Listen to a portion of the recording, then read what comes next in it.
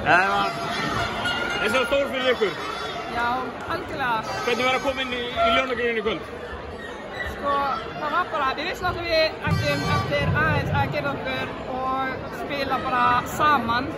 En þú veist, það var geggjað að gera full stúka, aðeins að margir í grænu fyrir minn smekk, en þú veist, það hefur verið gaman að sjá fleiri rauða en bara geggjað fólki sem kom. Þetta verður þetta rosa fysikal sería. Hvernig upplifir þú þetta? Já, mér finnst það bara geggjað. Bara geggjað. Ekki flauta mikið, en þú veist, flauta það þarf að flauta. Kemur þú inn í þennan leik skora einhver 8 stig í fyrsta leiklutunum? Er það svona þitt hlutverk að vera þetta sóknarvörn? Hvað segir þau? Skorar einhver 8 stig í fyrsta leiklutunum? Er það svona þitt hlutverk að skora fyrir lið?